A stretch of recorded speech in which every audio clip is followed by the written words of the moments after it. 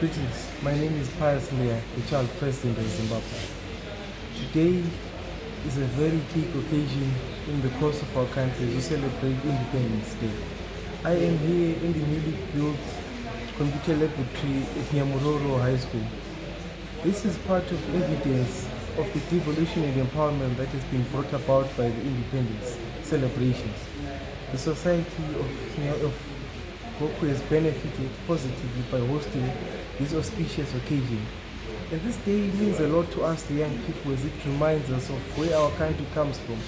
And it also reminds us that we need to play an active role, and the active role in ensuring that the future of our country is safeguarded and that we contribute towards nation building by being active decision makers, active people who are going to be innovative towards finding new and effective ways and methods that will help to uplift our people, uplift our country towards attainment of Vision 2030, towards attainment of Africa 2060.